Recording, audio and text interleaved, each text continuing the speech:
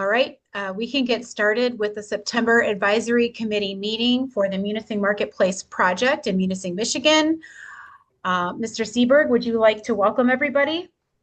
Yeah, a little short on people here, I see. Yep. But I was trying to read this stuff. I just got it here early today, so excuse me for what we're doing. What is our big outcome of today? That's a question.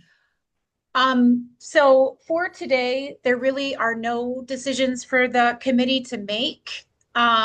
We can kind of skip ahead here.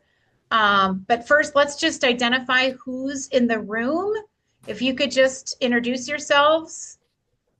I'm Dean Seberg, Elgin County. Great. Pam Johnson, Elgin County Treasurer, Elgin County Land Bank Chair. Joel Vandeveld, Elgin County Clerk.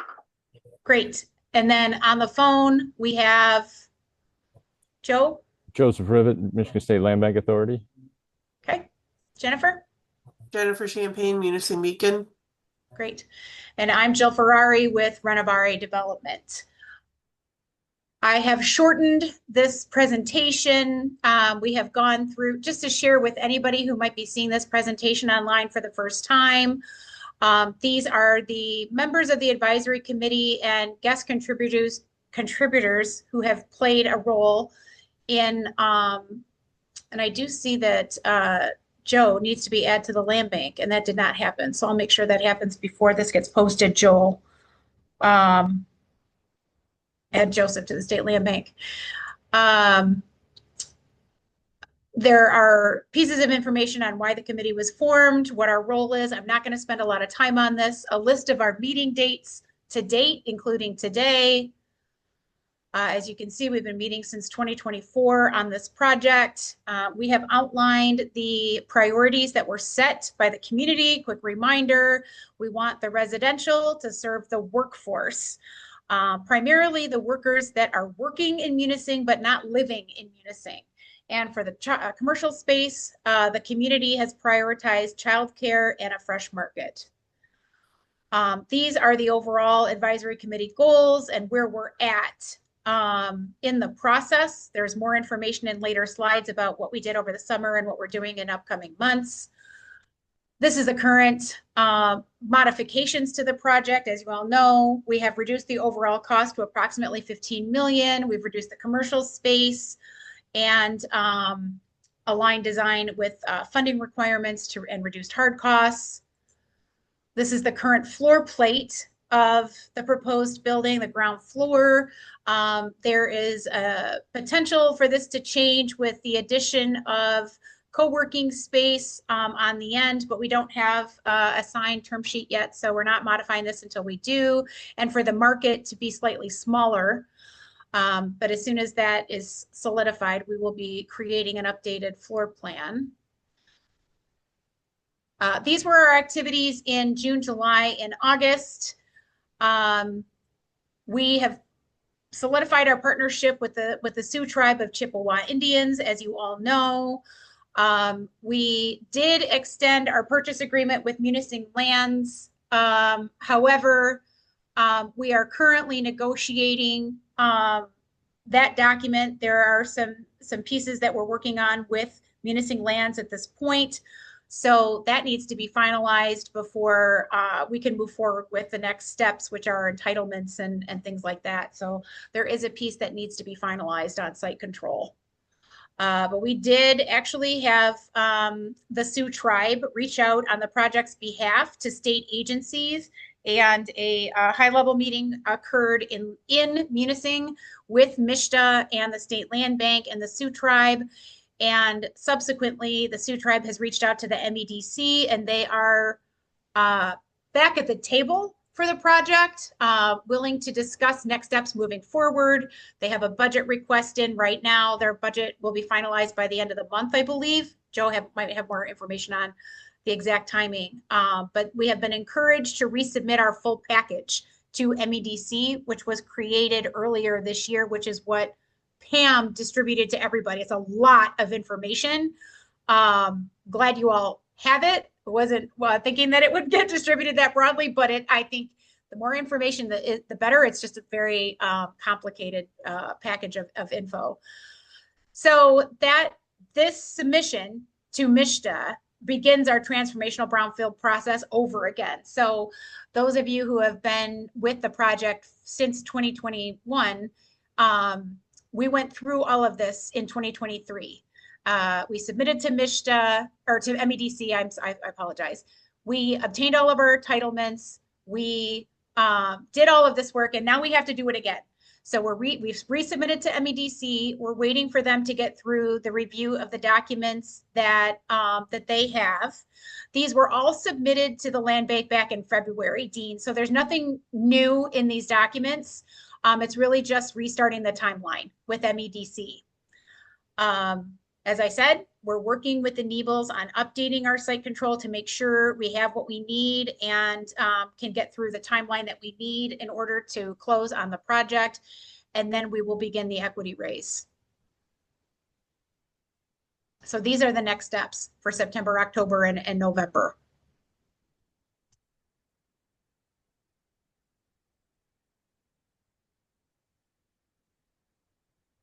And it looks like we have a few more guests on the line. So can we get Jim to introduce himself? Jim Tischler. Hi, team. And Jim's with the Michigan State Land Bank. And Kathy? Yeah, I didn't even know there was a meeting today. I just found out. And so I had somebody send me a link. So sorry for being late. So too many meetings, I guess, going on in a week. But I'm Kathy Reynolds. I'm with the Munising Downtown Development Authority and Greater Munising Bay Partnership. So I didn't see when you two joined. I can back up a little bit, but just really wanted to frame up the meeting. This should be short because we don't have anything for the board to decide today. We created a new packet for MEDC based on the resizing and the reprogramming that were decided by this committee last year and submitted that to MEDC in February. This had the lower construction numbers and smaller commercial space that we had talked about last year, not including spec, not including large change, things like that. And that is when things slowed down, right? In February, we heard back from the MEDC that they really only wanted to support the transformational brownfield capture, but did not want to support any other pieces of the project that would require a debt allocation to the project, a loan, or a grant. And that left us with a $3.77 million gap in the project. So our financing process has been stalled since February. And as you remember, that's when we started pulling in a partner. We realized that we needed a large employer, an entity with a lot of presence in the Upper Peninsula that could help drive the message of the project and raise political awareness. And it took us a bit longer than we had hoped, but we did pull in the Sioux Tribe of Chippewa Indians in order to play that role. And they are leading the discussions with state agencies and state government to help fill that gap, that $3.7 million gap. So those are the conversations that have been happening over the summer. And we heard last week that MEDC is ready to see the information, wanted us to resubmit all the information that was submitted in February. So we have done that.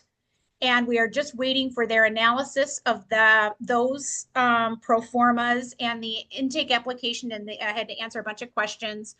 And once we get a response on that, we will probably restart the MEDC calls that we were participating in back in 2023 in order to really figure out how MEDC can fit into the project financially and what our resulting gap is.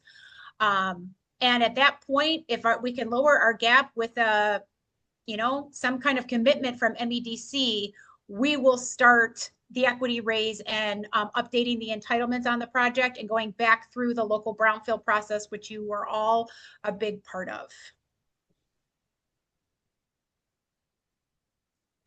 And with that, I think, our next steps are really, once we hear back from MEDC, and I encourage, Pam, whoever you want to participate in those MEDC meetings, make sure that that invite is open. They get pretty technical, as you know, but make sure you communicate who should be included in those MEDC meetings when they start getting scheduled. And we're kind of right back where we were in 2023, really starting the financial analysis process and getting to the point where we can, really start finalizing things.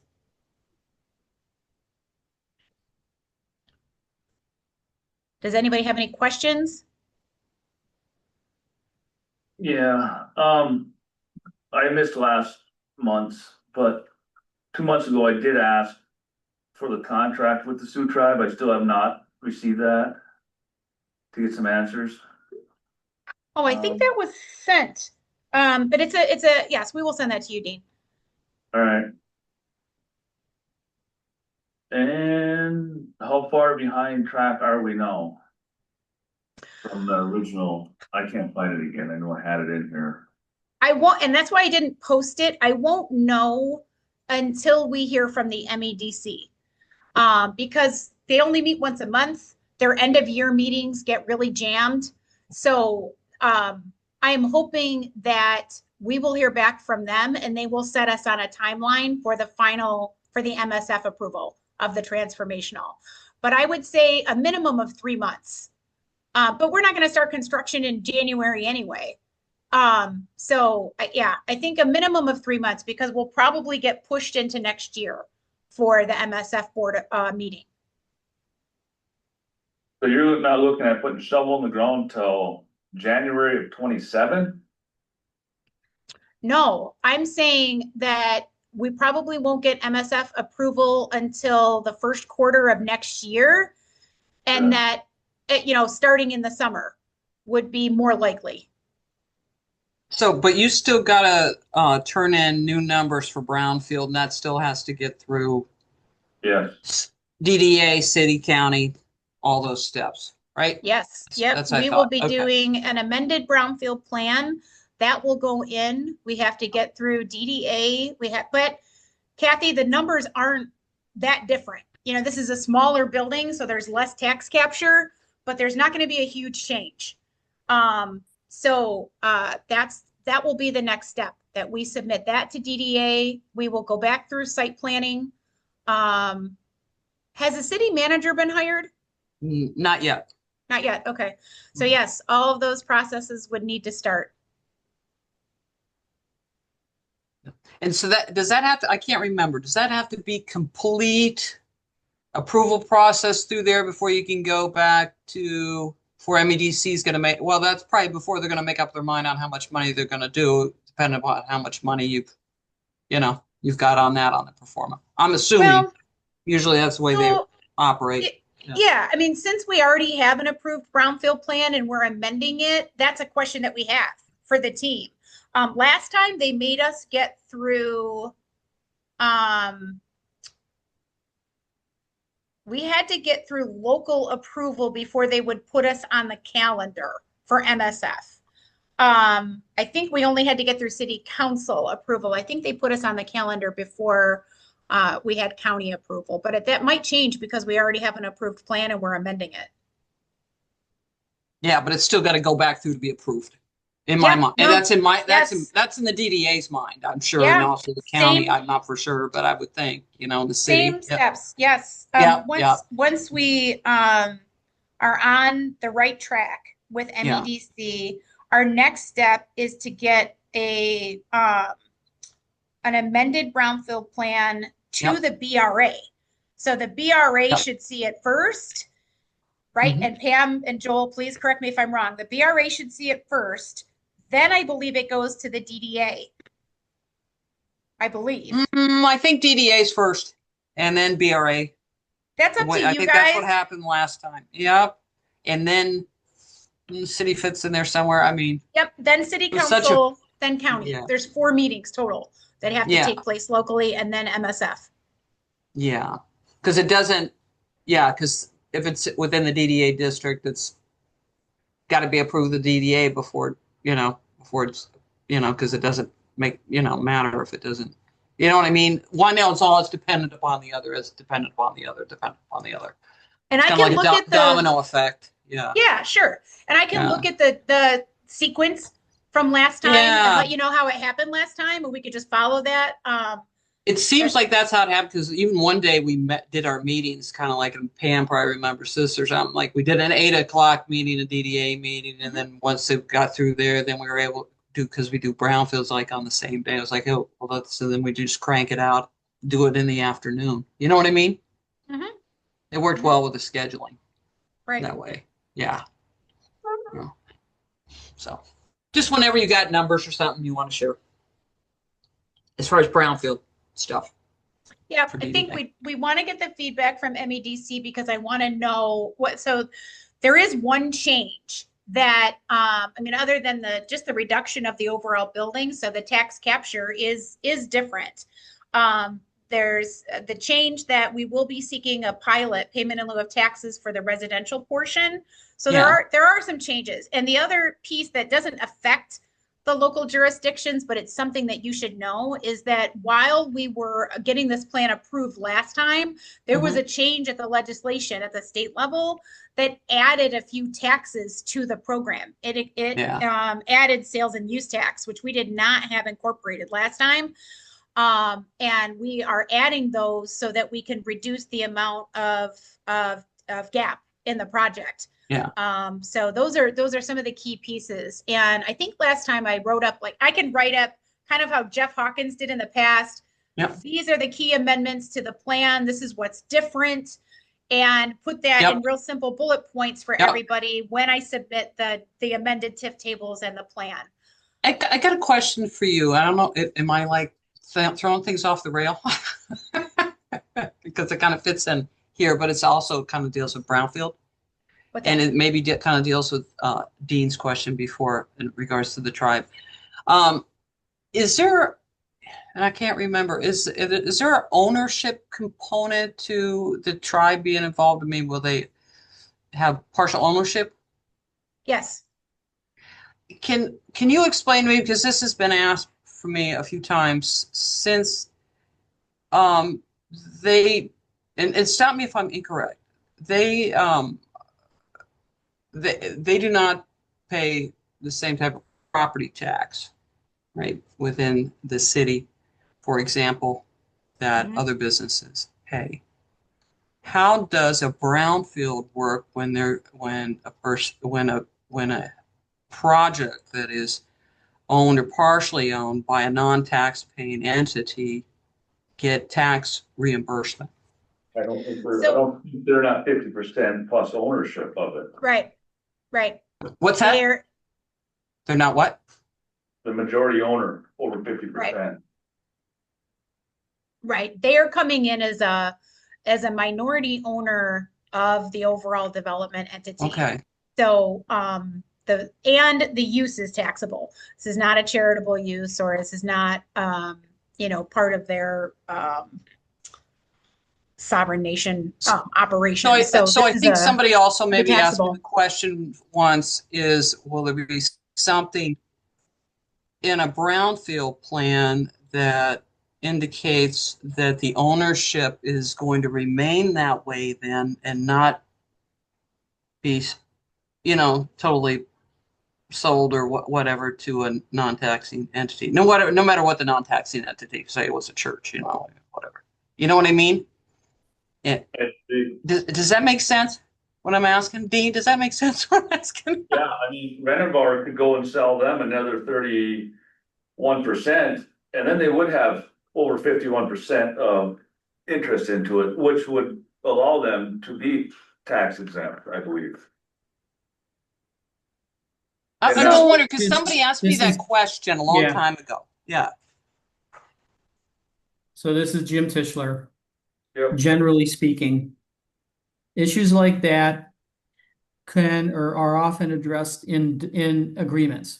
Yeah, and the reimbursement agreement. Excuse me.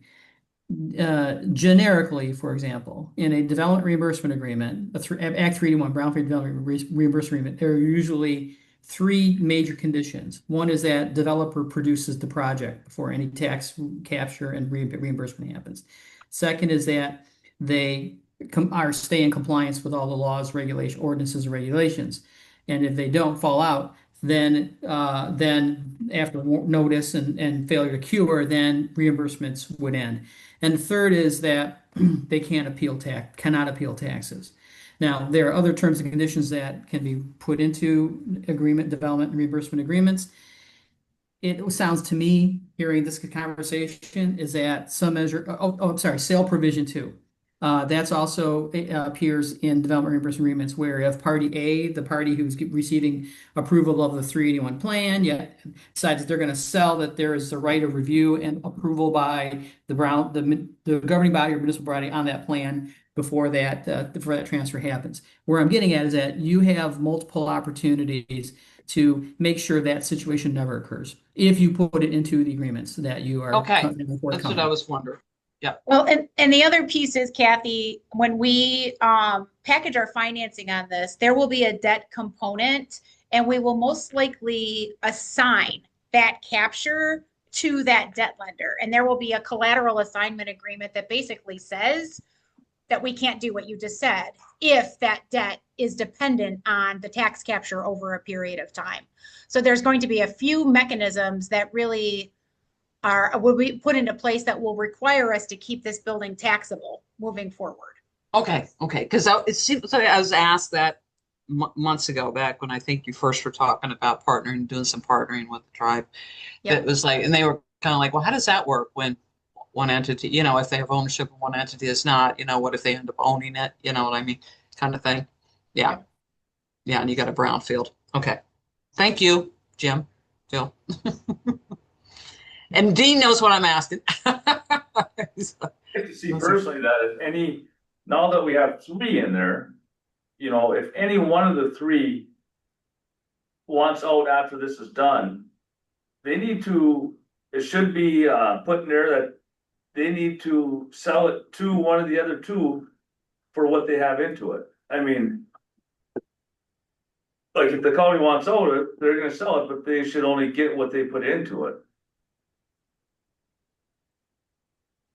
We're not, I'm hoping that Yeah. nobody is for the quick buck and they're just gonna So- wait till it's built and then sell out, and then here we are, we're in partnership with somebody that we did not plan on being partners with.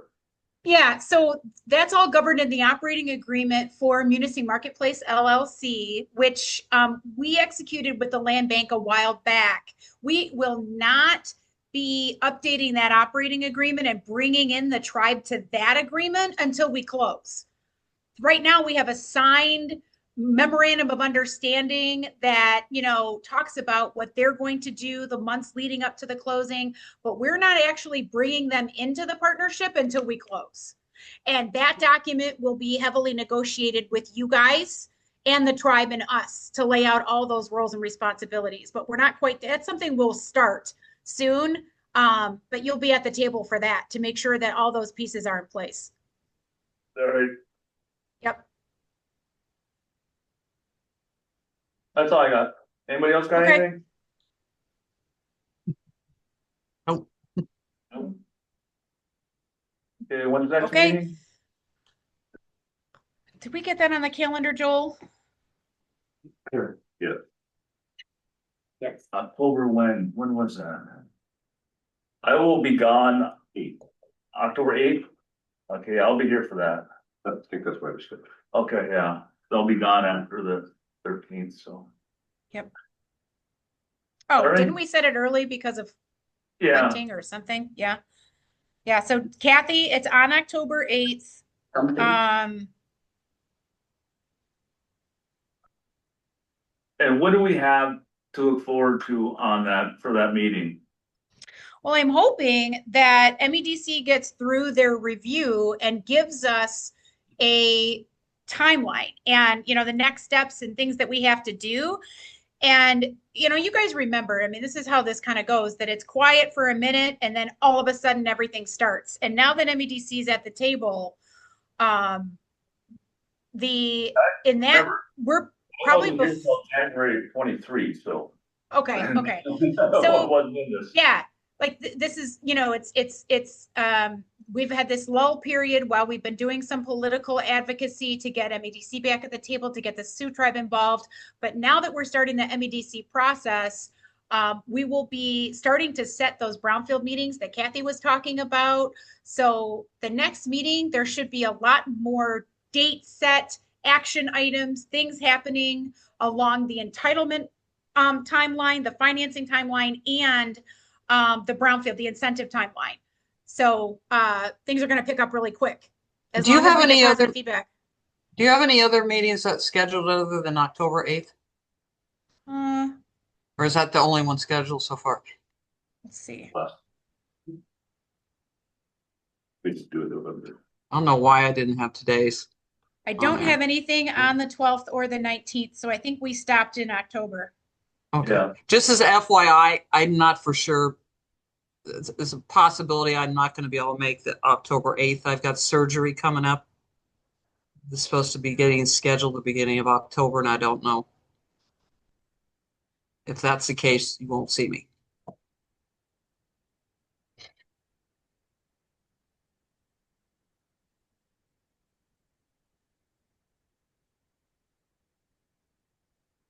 I think we'll just, after the 8th, we'll figure out, and on the 8th, we'll figure out from there on. When you're talking about, political, get a hold of the lieutenant governor. He's the one that was here all for this and always running for governor, so Right. maybe ask him how this is, if he can do any push forward. He was the one here all for it, and this was gonna happen, and Right. Yeah, we did a lot of lobbying at the governor's office when everything fell apart. So just, he was the one I that was here. He was yeah, here, no, I know. all for it and everything, and then I know. nothing. No, you Yep. want, I seen him, I got emails every once, our support, it's like, of what? You know? Yeah, no, I understand. And we just got a confusing message back from the MEDC. So asking us to identify funding for that gap when we're seeking it from them. So maybe it's just how I wrote it in the pro forma. So I will get back to Lynn. It looks like most of you are on this email, or some of you are on this email. But this is how it goes. Just go back and forth with the MEDC and start these meetings again. And I don't know, keep moving forward and get the lieutenant governor involved and get it back up there for groundbreaking. Hopefully, Well, that would be the plan, you know, right? when he comes here, when he comes and wants his picture taken of this great opportunity that's happening in Munising and all this stuff. And then walks away from it. Yeah, no, I have the PTSD to remember that. Yes, it was a rough time, but we're moving forward. Yep. Anybody else, anything? Nothing? Have a good weekend. All right, thank you all. Appreciate it. Yep, hi. Hey guys. Did you talk to Kathy Reynolds about this beforehand? You guys are kind of on the same wavelength then. No, I haven't talked to Kathy in probably Yeah, so. months. If worried about, them having 10% owner because they're non-tax, 20%. 20%. That's what I was told before. What are we, are we 20? We're 20. Okay, 2020, and then I guess I give up 20. Because we're tax exempt too, so that's why it wasn't really, I know it doesn't. But it has to be, yeah, over 50, but then it doesn't Right. matter if they go into that and they agree to it, or they can't do anything about it. The only problem is I'm looking at is, I do not want, Them to take over. say, right now we're 20% owner. And we're in with Renovor, now we're in with the Sioux tribe. is Renovor ever gonna say, okay, we got this all built, we got everything, now we're gonna sell it, we're selling ours out, and that's where they're gonna make their money. Well, I believe that Elgin County should be able to buy them out for what they got into it, not the grants, what they got into What it, they, got into it. and like she said, that all will be discussed and that can all go, Right, but that should be discussed, if she's so. that's fine, but that should be discussed before we get into this far. I mean, why But we do all were this? Ready, we were already. Right. And that's someday when I get back, I wanna dig into that contract, our original contract. That's one thing I do know, is contracts. And it's good. You know, the help we get, If you don't put it in there right, right, come back to bite you. I'm ready, I'm gonna go get. Freaking. Oh, checkup, If we're gonna check up, my back's better, I don't even wanna go do it. With my lower back, then it's all, my whole back's shot, but now it's creating in my neck, so it's going into my shoulders and stuff. It's like, that's, mine's been neck issues for a minute. and he's like, you're probably on a regular heart attack, I said, ain't no fucking heart attack. It doesn't last for a year, eh? How long have you had it? Probably a month, Oh, a month. that's getting, and it's not hard, it just. And when I'm doing something, I'm fine, it's when I sit too long one way or something, it's like. I should